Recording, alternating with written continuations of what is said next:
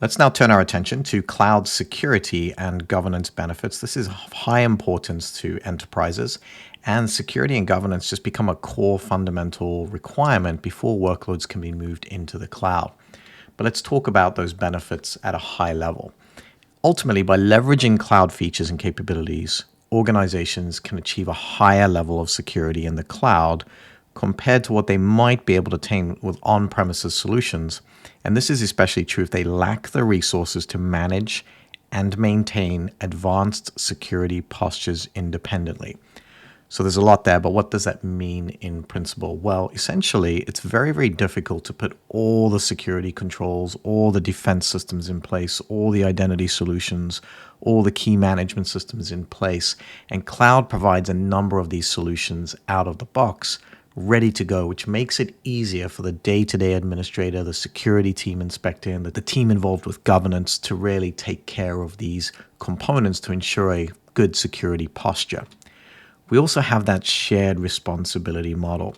Again, depending on what you're deploying, if you think of on-prem, it's really the customer's responsibility. As you move into infrastructure as a service, well, think of physical hosts, physical network, physical data center. That's managed by the cloud provider for us. Things like data center security, key cards to get in and out of the data center, cameras and all of that. That is all taken care of by the cloud provider, in this case, Microsoft Azure. As you move up to PaaS services, again, things like identity and directory infrastructure, applications, network controls, generally a shared responsibility now. The cloud provider is going to give us some base security components, and then we configure them to meet the regulatory compliance requirements of our business. And onto SaaS as well, even more so, but you still got to look at things like accounts and identities, where the customer owns them, but those are essentially provided from an identity and directory infrastructure perspective. So this model helps by taking some of the burden away from the customer, and the cloud provider essentially takes that on, and now we can focus on tuning it to meet the regulatory requirements. Some key examples here to think about. Well, one, expertise and focus. How is this a benefit? Well, cloud providers specialize in security, and they have dedicated experts who continually monitor, analyze, and respond to security threats, offering a level of expertise that many organizations may lack. You may have to go and hire a whole bunch of security people just to focus on this, whereas Microsoft has a team dedicated to it, and that knowledge can be shared across their customer base.